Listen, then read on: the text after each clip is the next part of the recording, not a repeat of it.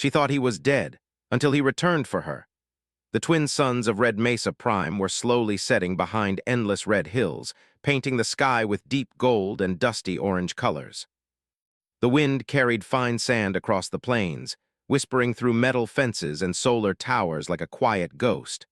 Life on the frontier planet was never easy, but for the settlers who lived there, hardship was simply part of survival. Myra Hale stood beside her ranch house, watching the horizon as she did every evening. Her boots were covered with red dust, and her long coat moved gently in the wind. Around her, robotic cattle grazed slowly while scanning drones hovered above, keeping watch for predators.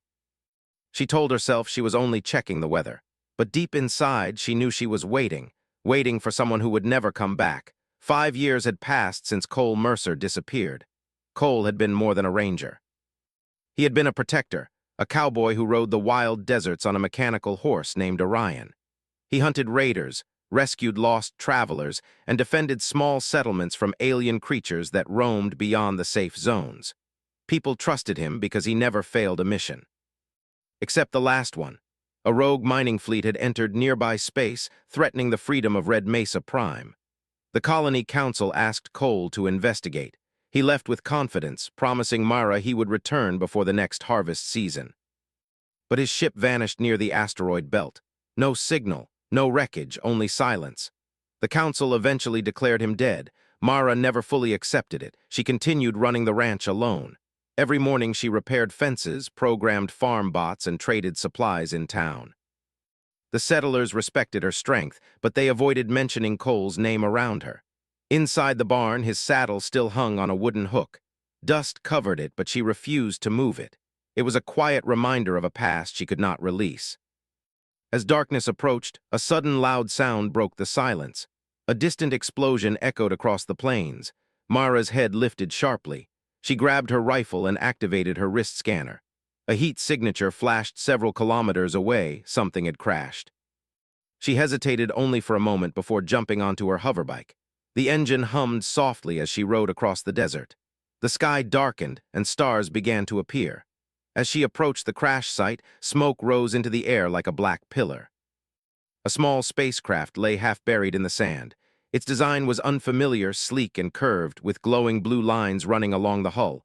Parts of it flickered with unstable energy. Myra slowed her bike and stepped closer carefully. "Anyone alive?" she called. No answer. She noticed footprints in the sand leading away from the ship. Heavy steps, uneven, like someone injured. Before she could follow them, bright lights appeared behind her. 3 corporate security vehicles arrived quickly, surrounding the wreck. Armored soldiers stepped out, their weapons lowered but ready. "This area is restricted," one of them said firmly. "Return to your property immediately," Myra frowned. "That crash landed near my land. I have the right to." "Ma'am," the soldier interrupted, "for your safety, leave now." She felt anger rising but forced herself to stay calm. Something about the ship felt wrong. It didn't belong to corporate forces or local settlers, and the footprints, they looked recent. Reluctantly, she turned back, but she memorized everything she saw. Later that night, the town was full of rumors. People gathered near the saloon, whispering about strange lights and unknown ships. Old Jerk, a mechanic who claimed to see everything, leaned toward Myra as she sat at the counter. "They say someone was riding through the desert earlier," he said quietly. Myra barely reacted. "Lots of riders out there." He shook his head slowly. "Not like this one, long coat. Old-style hat, mechanical horse." Her heart skipped. "That's not possible," she said. "Maybe," Jerk replied, but the description sounded familiar. Myra left the saloon quickly, trying to ignore the sudden storm of emotions inside her. Hope was dangerous. Hope could break a person more than loss.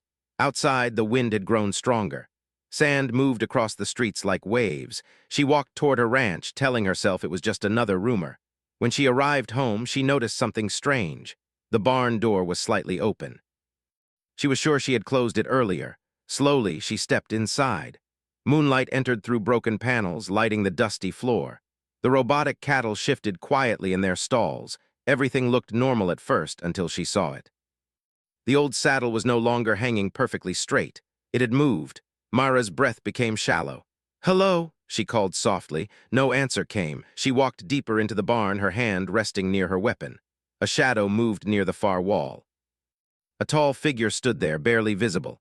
He wore a long coat, a wide hat, and his posture, she knew it too well. Her voice trembled as she spoke. "Cole." The man stepped forward slowly into the light. His face looked older, marked by scars she did not recognize. One eye reflected faint blue light as if touched by alien technology. He looked tired but alive, very alive. For a moment, neither of them moved. Mara felt her world shift beneath her feet. Relief, anger, confusion, and disbelief collided inside her chest. You were dead," she whispered. Cole's voice came quietly, deeper than before. "I tried to come back sooner." She wanted to run to him. She wanted to push him away. Instead, she stood frozen. Before she could speak again, distant engines roared in the sky. Lights appeared above the ranch, corporate ships scanning the area.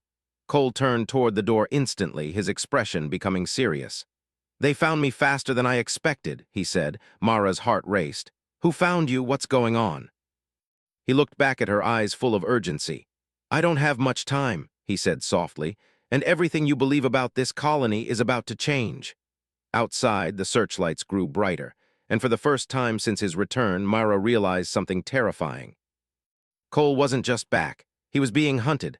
The searchlights from the sky cut through the darkness like sharp blades. White beams moved across the ranch, scanning every corner. The loud hum of corporate ships filled the air, making the ground vibrate beneath Mara's boots. Inside the barn, Cole stood still, listening carefully. His body looked calm, but his eyes moved quickly, studying every shadow and sound. "They're here for you?" Mara asked quietly, her voice filled with confusion. Cole nodded once. "Yes. And if they find me here, they won't ask questions first." Mara felt a cold wave run through her chest. The man she thought she lost had returned, but danger followed him like a storm. "Who are they really?" she asked. "Not protectors," Cole replied.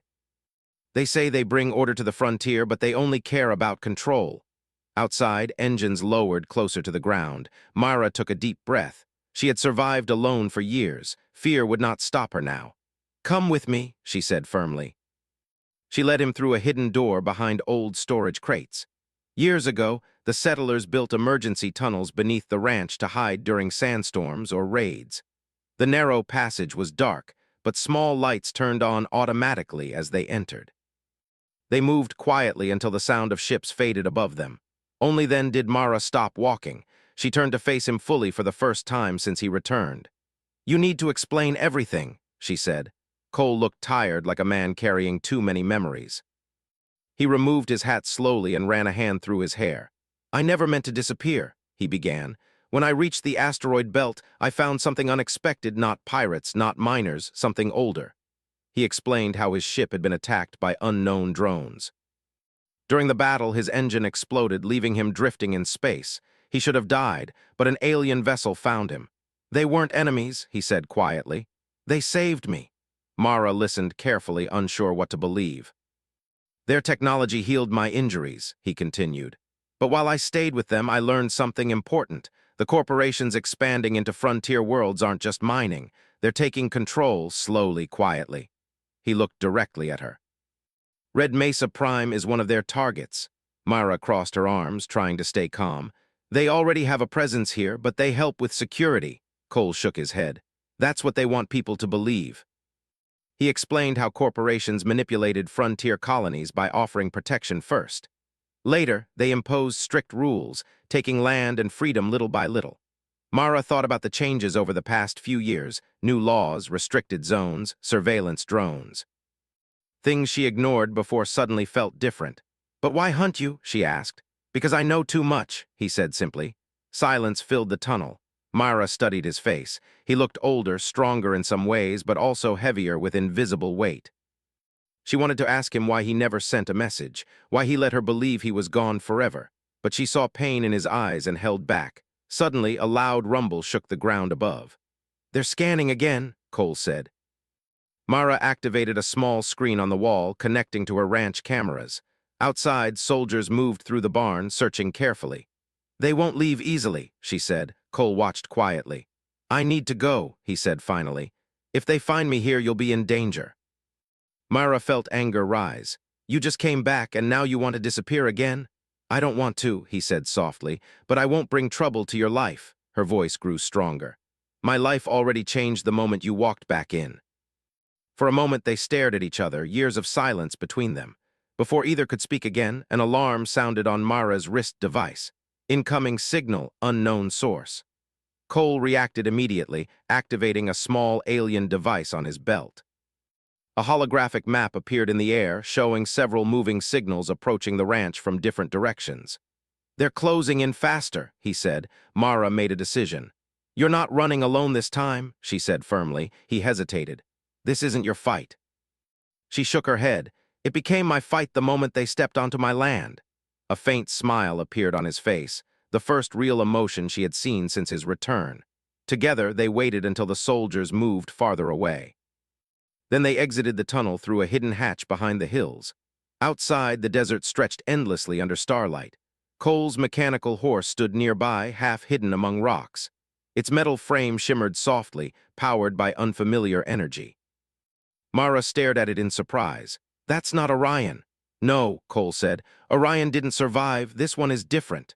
The machine turned its head toward them, glowing eyes scanning the area. As they prepared to leave, distant explosions echoed from town. Mara looked toward the horizon, worried. "They've started something," she said. Cole's expression became serious again. "They're forcing control faster than I expected." They rode together across the desert, heading toward the colony. The wind rushed past them, carrying dust and old memories. During the ride, silence filled the space between them. Finally, Mara spoke. "I waited," she said quietly, "every day." Cole lowered his gaze. "I know," he replied, "and I'm sorry," she nodded slowly. The words were not enough, but they were a beginning. As they approached the colony, they saw armed checkpoints blocking the roads. Drones hovered overhead, scanning every traveler. The frontier was changing, and not for the better. Cole slowed the mechanical horse and looked at Mara. "This is only the beginning," he said. "They're preparing for something bigger." Mara followed his gaze toward the lights of the settlement. For the first time, she understood that his return was not just a miracle.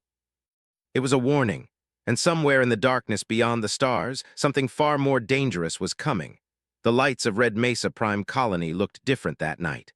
Tall security towers glowed cold white instead of warm yellow. Drones floated slowly above the streets, scanning every movement. Armed guards stood at checkpoints, watching settlers with suspicious eyes. The frontier no longer felt free. Myra and Cole stopped on a rocky hill overlooking the town. The mechanical horse stood quietly beneath them, its metal body humming softly as it adjusted balance against the wind. "They moved faster than I thought," Cole said, studying the changes below. Myra crossed her arms. "They're calling it temporary protection, but everyone knows what that means." Cole nodded slowly. "Control." For a moment they stayed silent, watching settlers being stopped and questioned. Some people argued with guards, but most stayed quiet, afraid of causing trouble. "We need to help them," Mara said finally. Cole looked at her carefully. "Helping them means becoming a target." She met his gaze. "You already are one." A faint smile appeared on his face again. He admired her strength. She had changed during the years he was gone, stronger, sharper, more fearless. They moved closer to town using hidden paths known only by old settlers. Cole avoided main roads, guiding them through narrow canyons and abandoned structures. Inside the colony, tension filled the air. Shops closed early, families stayed inside. Conversations happened in whispers. They reached an old stable owned by Jerk, the mechanic. He opened the door quickly when he saw them. "I knew it was you," Jerk said to Cole, shaking his head in disbelief. "Half the town thinks you're a ghost." "Not a ghost," Cole replied quietly, "just late." Jerk laughed softly but stopped when he saw Cole's serious expression. "What's happening out there?" Jerk asked. "They're preparing to take full control," Cole said, "and if we don't stop it now, the frontier will never be free again." Jerk nodded slowly. "People are scared, but many still remember what this place used to be." That night, small groups of settlers gathered secretly in the stable. Farmers, riders, mechanics, traders, ordinary people who loved their freedom. Mara spoke first. She reminded them of the early days when settlers helped each other without corporate rules. Her voice was calm but strong, and people listened. Cole explained what he learned beyond the stars. He described how corporations slowly took over other worlds, turning free settlers into workers controlled by strict systems. The room became silent. "So what do we do?" someone asked. Cole looked around. "We don't fight like soldiers," he said. "We fight like cowboys." Confused faces stared back at him. We know this land better than they do, he continued.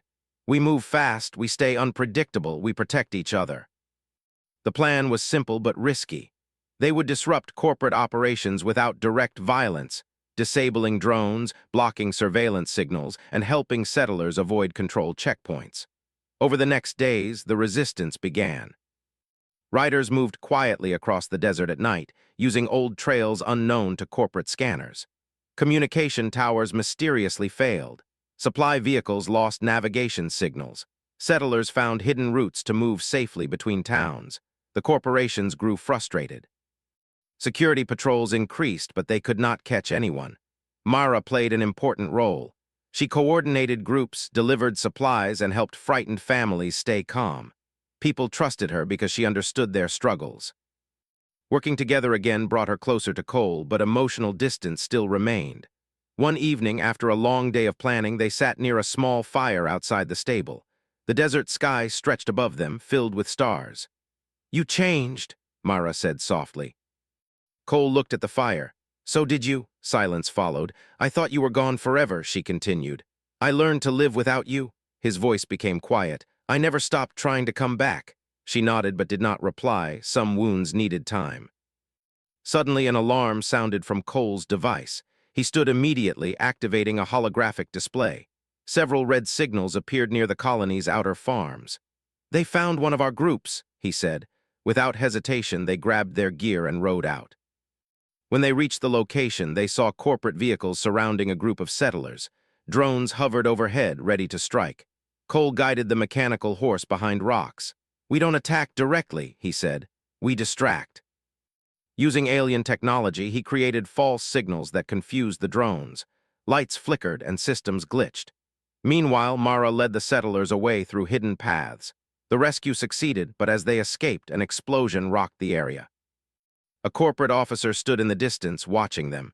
"He knows who you are," Mara said. "Yes," Cole replied quietly, "and he won't stop now." Back at the colony, news spread quickly. The resistance gave people hope. More settlers joined quietly, sharing information and helping each other.